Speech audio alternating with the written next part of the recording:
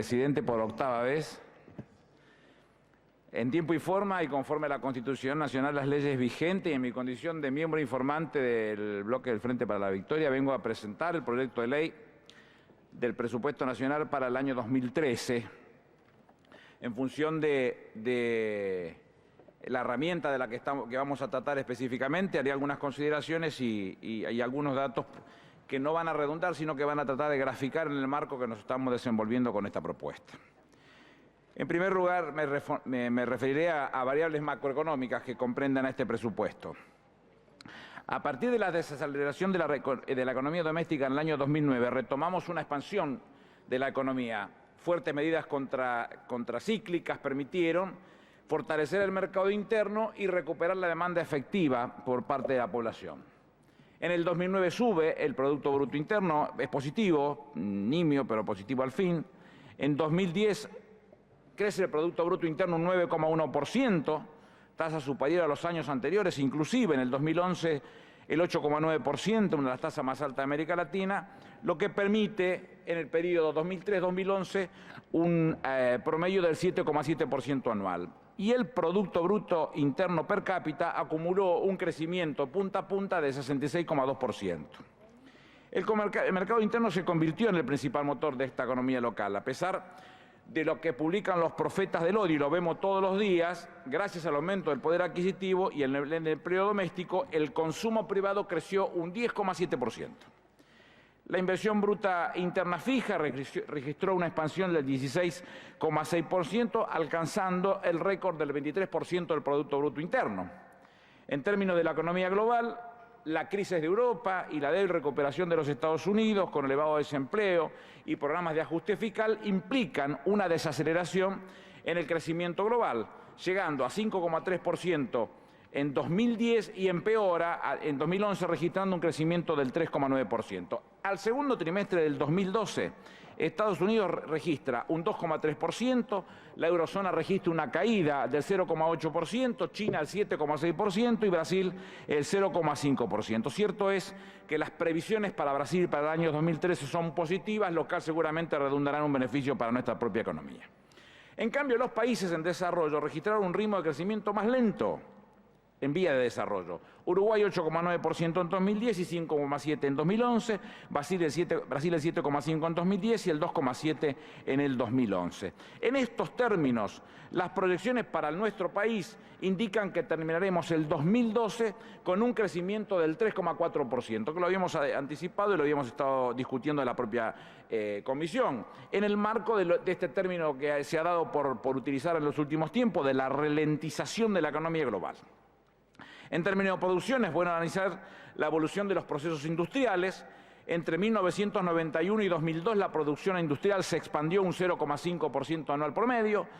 Entre 2003 y 2011 se expandió en 9,7% promedio, y la producción automotriz, que es uno de los ejes centrales en el marco de la producción, se contrajo entre 1994 y 2002 un 7,5%, mientras que entre 2003 y 2011 el crecimiento promedio fue del 21,6%.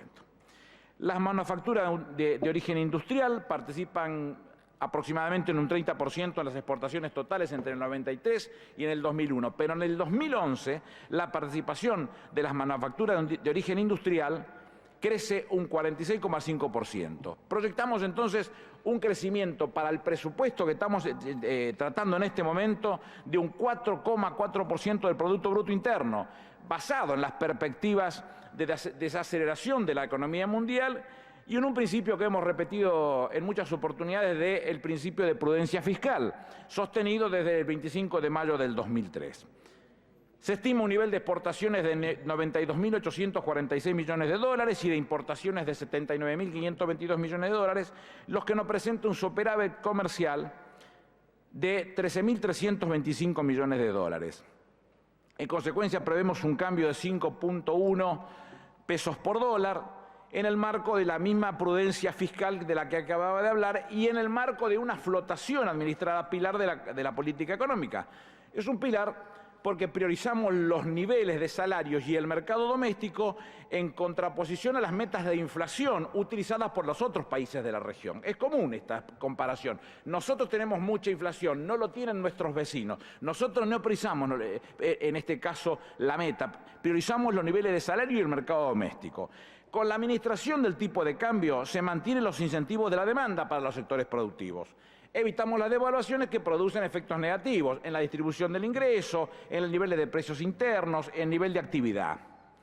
Entre pagar costos sociales generados por una devaluación y limitar el acceso del dólar para atesoramiento, hemos tomado una decisión de utilizar la última herramienta, esta de evitar el acceso al dólar para atesoramiento. La principal fuente de divisa para el financiamiento entonces ha sido para el pago de las importaciones de aquellos componentes de productos fabricados en Argentina que son productos extranjeros, del pago de la deuda y de la acumulación de reservas indispensables para el proyecto como fuera anunciado desde el 25 de mayo de 2003 son las exportaciones de bienes y servicios. No hay otra forma de hacernos de esa moneda. Endeudarse en el exterior para financiar desequilibrios de cuenta corriente ya no es política de los argentinos. Esto fue anunciado desde el 25 de mayo del 2003 y no se ha roto esta ecuación, este pensamiento político, una definición estratégico-política sostenida en el tiempo y que se va a seguir sosteniendo en el tiempo. Entonces, esto debe comprender, si permítanme aportar algún dato accesorio, las divisas en mano de los particulares no financieros llegaron en el 2011 a 4% del Producto Bruto Interno, lo que es una desproporción, presidente. Si nosotros analizamos en términos de la tenencia del físico, Brasil tiene per cápita una tenencia de físico de $7 per cápita, cuando en la Argentina rondan los $1.300 per cápita, entonces la diferencia es muy grande, es importantísima, que hace que nosotros tengamos que tomar una decisión porque no emitimos dólares, no tenemos otra forma de resolver esta situación. Además, en la propuesta de sustitución de importaciones, que es una fuerte política pensada, incentivada por los préstamos del Bicentenario, trabajada criteriosamente desde el Ministerio de la Producción y siguiendo región por región la elaboración y el pensamiento en cada uno de los productos que los distingue, va a generar un poco más de importaciones porque es imperioso traer aquel elemento que nos va a permitir fabricar aquel componente que forma parte de un producto fabricado en la Argentina. Argentina fabrica camiones, pero no fabrica chasis, sino fabrica bloques de motores. Si nosotros no traemos los chasis y los bloques de los motores, no fabricaremos camiones. Es imperioso entonces contar con esa divisa para poder cumplir con esas exportaciones. Al día de la fecha llevamos pagados en todo sentido, 84.000 millones de dólares, con lo cual esto del cepo, por Dios, no lo utilicemos más. Razonemos cuál es el nivel de pago que se utiliza y cómo se está manejando la economía de los argentinos en el cuidado de la reserva y en el pensamiento serio respecto de lo que significa ese flujo. Expresado lo macroeconómico, definimos el presupuesto nacional con un Producto Bruto Interno para el año 2013 de 2.522.499 millones de pesos. Ello implicará un Producto Bruto per cápita de $12.312, lo que implica el 48.4% más que en el 2008, antes de la crisis. 48.4% más. El crecimiento económico y las tensiones propias de todo proceso de expansión de la actividad ha generado variaciones de precios, somos conscientes de ellos. La desaceleración económica del 2009 implicó un enfriamiento de la suba de precios que en 2010 y en 2011 se vuelven a repetir. Lo que lo han hecho, pero mal que les pese tienen que soportarnos, es que sin escapar al control del Estado se han sostenido esos precios. No se han escapado como se suponían que podía producirse una vez que se pudieran apartar de la crisis específica generada en el 2009. Así, las políticas de subsidios y retenciones permitieron diferenciar precios internos de los bienes de la canasta, de servicios públicos y los ciclos internacionales. Los tres elementos que la componen específicamente los permiten diferenciar. Las políticas salariales y de recomposición del ingreso permitieron que el crecimiento económico fuera capitalizado por los trabajadores y por los sectores más vulnerables, que en definitiva eran los que pagaban la vuelta en bote con el viejo concepto neoliberal de el ajuste tras el ajuste tras el ajuste y solamente permitir los movimientos o beneficios en el marco de los que más tienen, como está sucediendo en la mayoría de los países de Europa, y ya voy a darles un ejemplo en unos segundos más. Con esto sostuvimos el proceso de inclusión social, enunciado el 25 de mayo de 2003 por Néstor Kirchner y sostenido por nuestra presidenta en la actualidad. La profundización de estas medidas nos indica que la tasa de inflación esperada para este año es del 10,8%. No tengo duda, presidente, que la crítica se esforzará en sostener que nuestro país es el de mayor inflación de la región, todas las cosas que ya conocemos y que escuchamos todos los días que se repiten. El presupuesto nacional refleja claramente que no usamos la apreciación del tipo de cambio para compensar la inflación. En todo caso, seremos los únicos que no primarizamos las exportaciones. No estamos haciendo primarizar las exportaciones porque precisamente no hacemos impactar la devaluación en el mismo marco de lo que significan en el producto. Por eso, el buque de detractores que nos persigue y que todos los días vapulean sobre este tema, tendrán que reconocer que los que mejor hemos recompuesto el salario y la distribución de la riqueza hemos sido los argentinos. Los que mejores hemos recompuesto el salario y distribuido la riqueza. El informe sobre desarrollo humano de Naciones Unidas para el 2011 ubica a la Argentina entre los países del mundo con muy alto nivel de desarrollo humano. Esto está hablando específicamente de salud, de educación y del nivel de ingresos. Tres elementos que no solamente medimos nosotros, que mide CEPAL y que mide Naciones Unidas por sus mismas formas, con lo cual que nos reconozcan con muy altos niveles para nosotros es un reconocimiento muy importante. Y vuelvo a insistir, ya lo haremos con alguna comparación con países europeos o americanos muy importante que nos va a graficar con claridad la situación en la que nos encontramos. Entre el 2006 y el 2011, en este marco de Naciones Unidas, ascendimos tres puestos. Pareciera que fuera poco, pero nos encontramos hoy en el punto 45 de 187. Para que tengamos en cuenta que es el viejo concepto de los multiplicadores de la mañana pagos por sabe quién, Chile ocupa el puesto 44, es decir, estamos pegados a Chile, y Brasil el puesto 84 para Naciones Unidas. En otro sentido del análisis, recordaremos que hace muy poco tiempo tratamos la reforma de la Carta Orgánica del Banco Central y en esa reforma no se ha relajado lo que era la meta específica que esa Carta Orgánica le daba al Banco Central, que era la de preservar el valor de la moneda. Por el contrario, le agregamos nuevas metas, la estabilidad financiera, el empleo y el desarrollo económico con equidad social, puntos esenciales para nosotros. En cuanto a nivel de reserva, la nueva Carta Orgánica reconoce la necesidad de un cálculo permanente para determinar cuál es el mínimo de piso, ya no estamos en un proceso de convertibilidad, el mínimo de piso que necesitaremos, que asegure la capacidad de atender la demanda del balance de pagos, y que además este propio presupuesto de 2003 prevé la posibilidad, la autorización del uso de esas reservas. Ante un saldo excedente se pueden utilizar las reservas para gasto de capital. Por supuesto que la ortodoxia va a poner el grito en el cielo en esta posición, porque ellos pretenden que las reservas solo sirvan para financiar las fugas de los capitales. O en todo caso rechazan todo lo que tenga que ver con que no sea el financiamiento de la fuga de los capitales. Para ser más contundente, hasta el propio pago de la deuda rechazan que se haga con la reserva. Y si no se hace con la reserva, ¿dónde quiere que saquemos los dólares para pagar? Del endeudamiento, como dicen más de uno de los economistas que pusieron en la Cámara de Diputados y que nos dan como receta endeudarnos arriba del 14% para pagar lo que nosotros podemos sostener y generar de nuestra propia acumulación de reservas. Existe una creciente tendencia por parte de las bancas centrales de recuperar el rol del financiamiento de los tesoros. Veamos la participación de algunos de los países de activos en los bancos centrales. 95% en Inglaterra, 81% en Canadá, 58% en Estados Unidos y 52% tanto en Brasil como en Argentina. En lo que a resultados fiscales se refiere, el superávit fiscal primario para el año 2013, sin pago de intereses de la deuda, asciende a 55.893 millones, lo que implica el 2,19% del Producto Bruto Interno.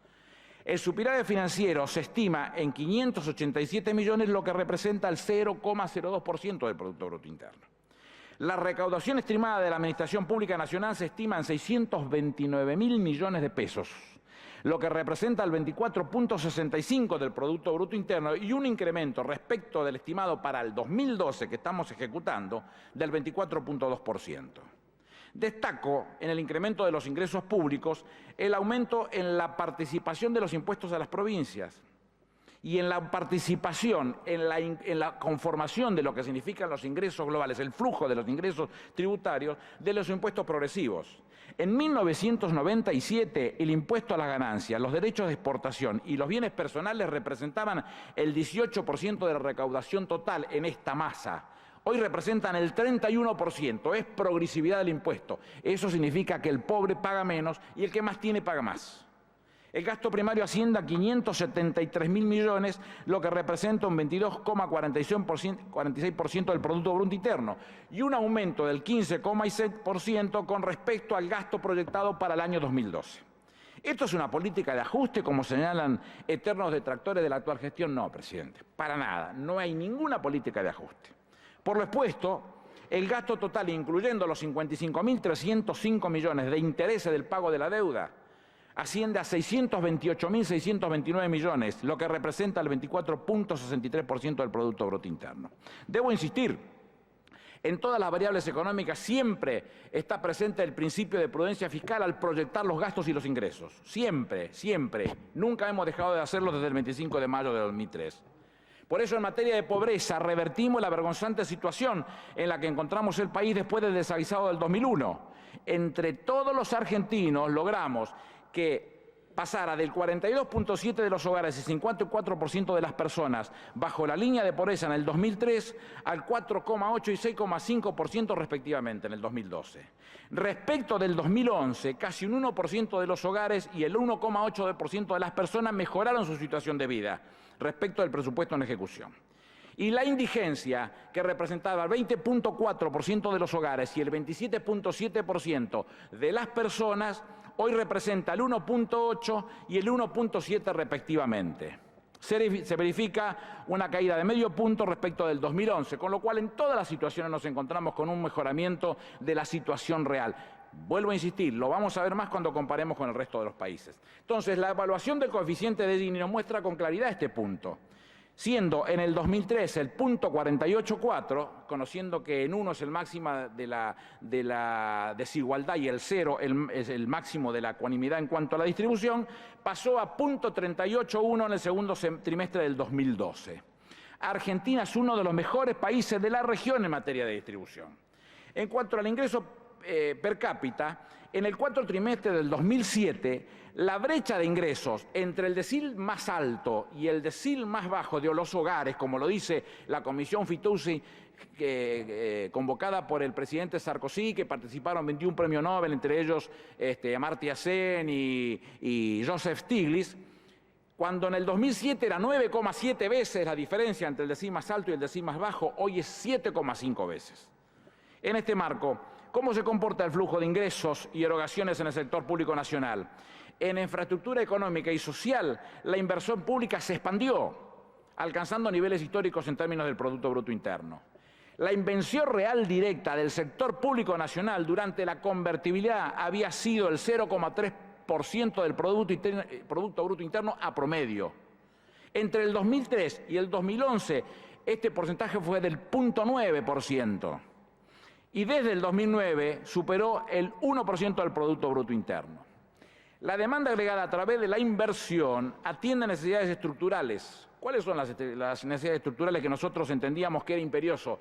Utilizarlas para resolver la problemática propia de la población y generar trabajo. Era el ida y vuelta indispensable para su momento. Luz, agua, cloaca, gas, caminos, todo lo que tenía que ver con la mano de obra intensiva generada desde el pensamiento del Estado Nacional para cumplir con el resto de las provincias. El gobierno lo entiende como inversiones, no lo entiende como gasto, y por eso está presupuestado para invertir en el 2013 68.349 millones en infraestructura económica y social, lo que implica el 194% respecto del 2008 y representa el 2,7% del Producto Bruto Interno. Vuelvo a insistir, presidente, 2,7% del Producto Bruto Interno en términos de infraestructura económica y social. Eso es la definición del respeto y la seriedad por los otros. Le ruego que no, presidente, porque si no uno se pierde, y en esto no quiero perder el hilo. Le pido con mucho gusto, le respondo todas las preguntas. Le invito a cenar si quiere. Ratifico que en este marco, tengo mucho respeto por la señora Negre, en este mismo marco, presidente, ratifico algo que desde el primer momento Néstor Kirchner nos dijo a nosotros, y perdón por la autorreferencia, venía bárbaro, a sus ministros, que tenía que ser el pensamiento gráfico de una propuesta política distinta y de un modelo distinto, que era la educación. Hace muchos años los conservadores decían gobernar es poblar, y Néstor Kirchner decía gobernar es educar. La educación es el eje central de nuestro proyecto político. La decisión de Néstor Kirchner de llevar al 2010 una inversión en educación del 6% del Producto Bruto Interno se plasmó con la ley 26.075 y se cumplió. Las metas se superaron todos los años y en el 2010 fue 6.47 del Producto Bruto Interno. Después vino la 26.606 de Educación Nacional, en que su artículo 9 establece que el Estado es el que garantiza el financiamiento del sistema educativo nacional. Y cumplidas las metas del 6% del Producto Bruto, establecido en la 26.705, el presupuesto consolidado del Estado Nacional, las provincias y la Ciudad Autónoma de Buenos Aires en educación no puede ser inferior al 6% del Producto Bruto Interno. Es la garantía que nos da a nosotros que educar es gobernar. Pero yo quiero hacer en esto un alto, presidente, porque hemos sido agraviados públicamente por algunos de los medios, el de siempre, como no puede ser de otra manera, defendido por algunos senadores, y algunos de los visitantes que vinieron a la reunión de comisión. Y el tema fue con las becas, que para nosotros es fundamental. ¿Por qué razón? Y porque entendemos que la beca es para aquel que necesita estudiar, que quiere estudiar y que no tiene con qué. Entonces es el Estado el que le tiene que hacer el gesto para que se acerque a la universidad y lo sostenga. En el año 2012 entregamos en dos conceptos, como Programa Nacional de Becas Universitarias, 18.739 becas, y como Programa Nacional de Becas del Bicentenario, 27.424. Esta suma da 46.163 becas en el año 2012. Para el año 2013 tenemos dos conceptos que están a su vez subdivididos en dos conceptos. Tenemos un concepto, que es el Programa Nacional de Becas Universitarias, y el otro que es el Programa de Becas del Bicentenario, que son componentes de otros dos componentes a su vez. ¿Y cuáles son los componentes? Por un lado, aquellos que van a ingresar a la universidad, y por otro lado, los que ya están en la universidad y la sostienen, aquellos que tienen que renovarlo, llamémosle renovante, permítame el término. ¿Qué es lo que hicieron? Tomaron el número de las becas del año pasado, 46.163, pero le restaron solamente la de los ingresantes, que son 22.296. Como puede ver, presidente, el que nunca falla, dice el gobierno, elimina 23.867 becas. Esto es un insulto, es un escupirnos en la cara a aquellos que creímos que la educación... Es Clarín, para el que no se da cuenta, es Clarín el que lo publicó. El gobierno elimina 23.867 becas para estudiantes universitarios. Una vergüenza. Pero para romper el día definitivamente a esta mugre a la que nos tiene acostumbrados, los cientos de miles de millones de mentiras que nos hacen todos los días, si analizamos la política universitaria entre el 2013 y el 2012, veremos que la matrícula sube más o menos un 20%. Nuevas universidades que votó este propio Congreso y sobre todo lugares donde la mayoría de los estudiantes son primeros pretendidos universitarios, como el caso del que está hablando, orgulloso primero universitario de la familia. La oportunidad te la da el gobierno o no te la da nadie, el Estado, entre todos, los que representamos todos, no el gobierno, el Estado o no te la da nadie. En ese marco, insisto, si analizamos entre el 2003 y el 2012 el crecimiento de la matrícula ronda el 20%, no me equivoco, por ahí debo estar. Pero si lo analizamos en el crecimiento de las becas universitarias, tenemos que multiplicarlo por 38 entre el 2003 y el 2012, por 38. La meta física en condiciones de ingresante para el 2013 son 22.296, las que ya utilizaron para restarlas y hacernos este papelón que le acabo de mostrar. La meta física en condiciones de renovante para el 2013 son 23.000 becas. Lo que hace, si a eso le sumáramos lo que se incluye como tutorías, de una inversión total de 260 millones de pesos. A estas metas físicas debemos agregarle 2.000 becas más, que son para terminar la carrera de ingeniería, que están presupuestadas en la Secretaría de Políticas Universitarias, presidente. Entonces, hablemos claramente. ¿Cuántas becas son las que van a haber en el año 2013? 47.296 becas presupuestadas en este presupuesto nacional en tratamiento.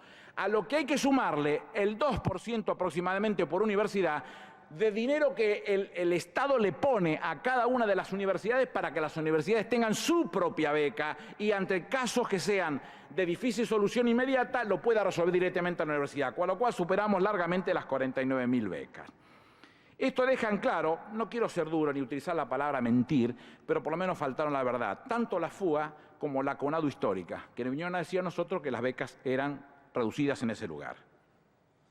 O lo que es peor, no tienen ni idea cómo sería un presupuesto, con lo cual me interesaba por todas las formas de explicarlo. Un tema que se ha hecho fuerte en el tema fuerte en términos de la discusión y de lo que implica conocer y comprender a la educación como uno de los ejes centrales de la propuesta a futuro, es conectar igualdad, presidente. Nos propusimos que todos tuvieran la computadora portátil, los alumnos, los docentes de nivel secundario y escuelas especiales e institutos de formación docente. Al 10 de octubre, tan solo 20 días atrás, llevábamos entregadas 2.045.254 netbooks. Y está previsto en este presupuesto en tratamiento unas 600.000 más. Con lo cual estamos hablando de un nivel superlativo de ecuanimidad, de tarea, de pensamiento, de igualdad de posibilidades para afrontar lo que significa entrar a una universidad o prepararse para la política del conocimiento, de la idea de generar algo mucho más allá que lo que significa solamente acercarse a la fotocopia, que era todo lo que aspirábamos nosotros cuando íbamos a la universidad.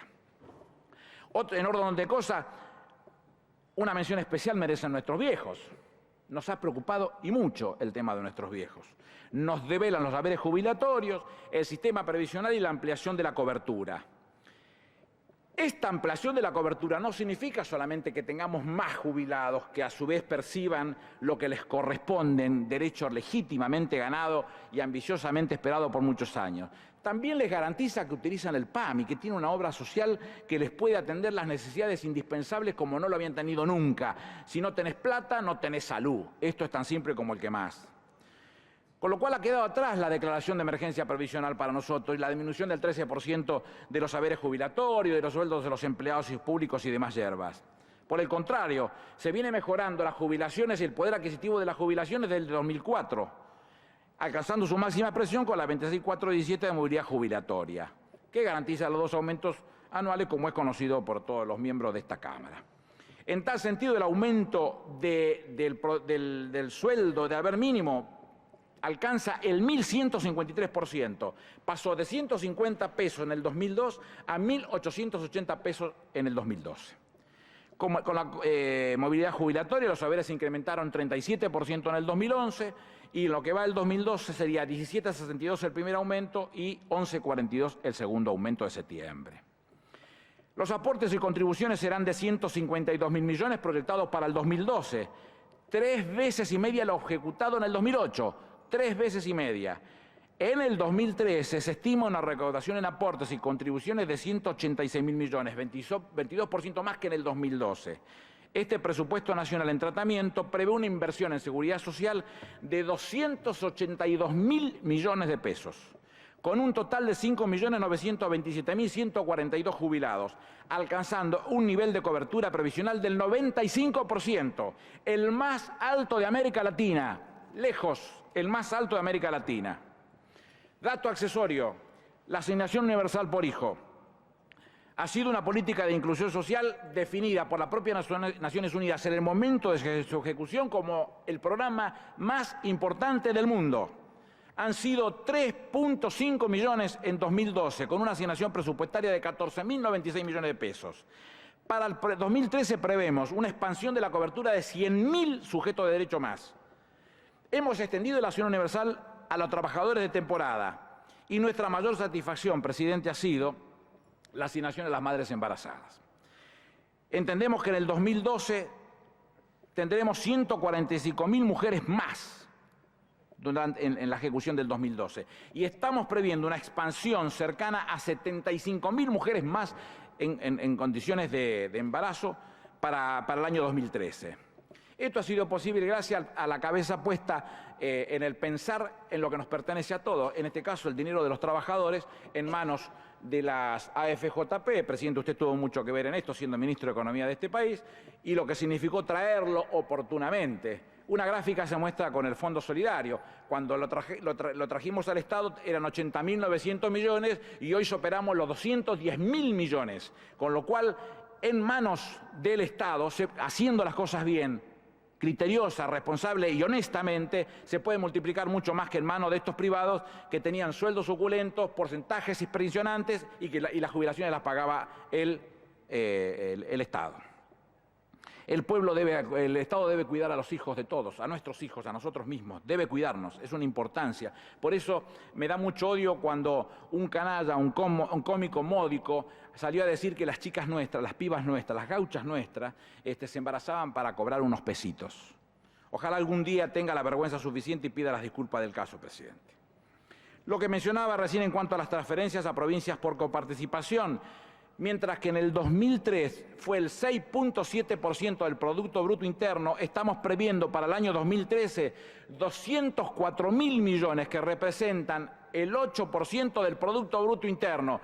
Es imperioso que en estas comparaciones se tenga en claro que cuando hablamos del 6.7% en el 2003 era de un Producto Bruto Interno raquítico y hoy estamos hablando del 8% de un Producto Bruto Interno robusto, muy importante para nosotros en estos términos. A lo que tenemos que sumar lo que ha sido decisión de esta Presidenta de la Nación, que es el Fondo de la Soja, por 10.060 millones, lo que representa un 22% más que en el 2012. Y es importante, presidente, porque a quienes nos gusta un poquito estudiar o bucear en la historia, como mi compañero Cabral y quienes formamos parte del Instituto Manuel Dorrego, o todos aquellos que sabemos lo que ha sucedido en nuestra historia, hay mucha sangre derramada, presidente, de los argentinos por la renta del puerto. Esta presidenta fue la primera que tomó la decisión de cortar una parte de esa renta que dejó sangre, litros de sangre tirada en nuestros campos por defender o por reivindicar el derecho de las provincias de tener la participación de esa renta a que accedan directamente las provincias y los municipios para obra de infraestructura. Una evolución favorable pero prudente en términos de variables económicas es más o menos lo que hemos tratado de demostrar. Apreciar el nivel de actividad, de empleo, de producción, de distribución del ingreso, de transferencias de las provincias, de seguridad social. No es necesario que repita que somos el país que más hemos crecido, se conoce internacionalmente, pero los multiplicadores radiales de la mañana se llenan la boca hablándonos de Chile, de Brasil, de Perú, todos estos que son pagos, la mayoría. Después tienen en el medio hacen un micro del dueño, del que les paga para decir estas cosas que dicen. Somos el país que más hemos crecido. No hay forma que nos puedan demostrar otra cosa. El presupuesto de 2013 vuelve a ser una herramienta de esta característica, un verdadero plan de gobierno, presidente. Y en el marco de la crisis internacional, más plan de gobierno todavía, porque las políticas ortodoxas nos han demostrado ser insuficientes y multiplican el descontento social ante gobiernos que responden a los intereses de las grandes élites financieras. Primero han estado las grandes élites financieras, lo decía recién el senador Pichetto. Salieron a salvar los bancos. Mi amigo el senador Artaza suele explicarlo con mucha claridad. Y no se ocuparon de la gente, que fueron los que perdieron las viviendas y las propiedades en esa burbuja creada ficticiamente para generar la construcción y la generación de riqueza, o de teórica riqueza. Y estos intereses han encontrado salvaguardia tanto en la política de la Reserva Federal de los Estados Unidos como el Banco Central de la Eurozona. En los dos lugares encontraron la misma posición. Nunca contribuyeron en paliar la situación económica de los países en emergentes, solamente en función de defensa de los países avanzados. Por eso nosotros tenemos serias preocupaciones de lo que sucede en estos países, porque es inevitable que algunos de las esquirlas de semejante conclusión terminen lastimando a países emergentes como el nuestro, aunque nosotros ya hemos hecho las cosas lo suficientemente bien. No está en discusión el sistema financiero argentino, ni mucho menos, ni el modelo argentino, no está en discusión. La incertidumbre y la volatilidad de la crisis requieren de medidas que preserven la producción y el empleo doméstico, y nosotros las hemos tomado. Cuando se produjo el peor momento en el 2009, Naciones Unidas nos reconocía después de China como el país que más inversiones hizo en términos de políticas contracíclicas, en defensa de la producción y el empleo doméstico. Y hacia ahí se está orientando este plan de gobierno que yo le llamo al presupuesto nacional del año 2013. Uno de los ejemplos que pasó por esta Cámara como por la Cámara de Diputados es la expropiación del 51% del capital accionario de YPF. El objetivo del autoabastecimiento que lo hemos enunciado y que vamos a perseguirlo hasta conquistarlo es pensar en un tiempo vista, haciéndonos realmente del autoabastecimiento. Y la energía no puede estar ausente en ningún programa económico que se piense serio a la hora de prepararse para ir generando actividad todos los días. No es muy fácil darse cuenta cuando asumió Néstor Kirchner, el pico era de 14.700 megas, siempre lo cuento esto, y yo preguntaba cuál era el cuco, a dónde no debíamos llegar, y 18.500 megas. Hoy el pico es arriba de los 22.000 megas, y estamos superando los 27.000 megas de producción, que nos permite garantizarnos un tiempo y una previsibilidad temporal sólida, contundente, para garantizar no solamente que la producción tenga la energía necesaria, aunque tengamos que seguir importando circunstancialmente energía, como ya lo hemos dicho y lo hemos reconocido a la hora de importarlo a YPF, sino que además en el marco de esa estrategia también nos tiene a nosotros pensándolo como la garantía de que el producto que estamos elaborando no es el del que vamos a producir para vender y hacer ventaja como nos hacía la empresa cuando eran los dueños de YPF, sino un pensamiento serio y criterioso de optimización de las reservas de los argentinos para utilización de los bienes de los argentinos. Cuando logremos el autoabastecimiento, nuestro costo del producto será el costo de la explotación, no habrá otro costo. Y ahí es donde estamos tratando de conducirnos. Estoy convencido, presidente, que lo que estamos planteando es una herramienta fenomenal de trabajo, con las críticas que quieran hacer, fenomenal de trabajo. Los datos yo los quiero contrastar con quien quiera, los contrasto con quien quiera. Nosotros comenzamos de la mano de Néstor Kirchner y después de Cristina Fernández de Kirchner a transformar una Argentina que después de poner en riesgo 160 años de construcción política puso esto a funcionar y se dio un trabajo importante en términos de definir y de defender los intereses de los argentinos. Ahora, usted vio que en cuanto comenzó la crisis, lo primero que nos mostraron fue Estados Unidos por un lado y primero este oprobio que hicieron los propios europeos respecto de los 4 países que se complicaron en primer lugar: Portugal, Irlanda, Grecia y España, que el anagrama dice PIGS, Portugal, Irlanda, Grecia, Spain. Pigs, cerdos, los que nos hacían mal a todos. Pero después fueron cayendo de a uno, le pasó a Italia y después le pasó a Francia y le pasó a todos. Entonces me tomé un trabajo de ir a buscar, no a estos países que sabemos que la pasan mal, a mí no me pone bien. Hasta por una concepción espiritual no me pone bien, sigo creyendo en el prójimo, sigo aspirando a que le vaya bien al prójimo, no me puede poner bien eso. Pero fui a buscar entonces no de los que están mal, sino de los que están bien, de la locomotora de Alemania. Entonces me fui a la Bundesamt für Statistik, que sería el Instituto Nacional Alemán para las Estadísticas, a buscar en qué situación se encuentra Alemania hoy. Compárenme con ellos, porque a nosotros nos decían, y es una de las onceras de mi primer libro, perdónenme la propaganda, viene bien que alguno lo compre, que se llama El viento de cola. Expresión horrible para presentar una propuesta económica y hasta escatológica. Horrible. Viento de cola. ¿Viento de cola de qué? ¿De dónde el viento de cola? Y ahora nos quieren contar, cuando estamos discutiendo el presupuesto nacional del 2013, que no supimos apreciar, lo escuchaba anoche a López Murphy, no supimos aprovechar el buen momento que nos tocó vivir. Entonces yo me fui a buscar, vuelvo a insistir, a la Bundesamt für Statistik, para que nos den los datos que realmente nos interesa conocer. Y mire lo que le sucede a Alemania, la locomotora de Europa, presidente. El 19,8% de los alemanes vive en condiciones de pobreza o está al borde de la marginalidad social. 19,8% de los alemanes. Ese 19,8% no paga el alquiler, los servicios públicos ni hace una comida completa cada 2 días. No tiene esparcimiento. Según el Ministerio de Trabajo alemán, los alemanes ricos duplicaron su patrimonio en las últimas 2 décadas. En la actualidad, el 10% de la población alemana acumula más de la mitad de los bienes patrimoniales del país. Vuelvo a insistir, el 10% de la población alemana acumula más de la mitad de los bienes patrimoniales del país. Pero en 1998, esa mitad de los bienes patrimoniales estaba en manos del 45% de los alemanes. 7 millones de alemanes trabajan en la informalidad.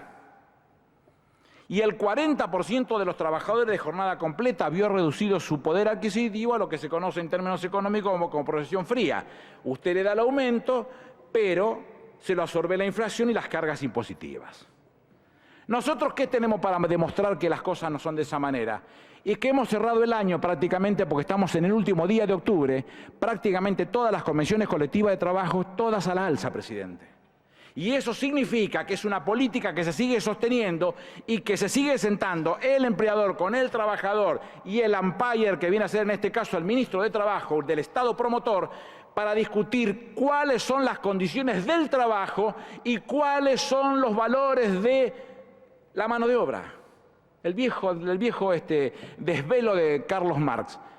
¿Cuál es el valor de la fuerza del trabajo? Para que entre los dos se pongan de acuerdo y caminen juntos hacia una propuesta política común en términos de las formas para trabajar y en términos de lo que vale la fuerza del trabajo. Con lo cual, creo en serio que haber presentado una propuesta de plan de gobierno hecha y derecha, que tiene los defectos que puede tener cualquier gobierno de este mundo, que no es ajeno, porque no son islas, a lo que sucede en el resto del mundo.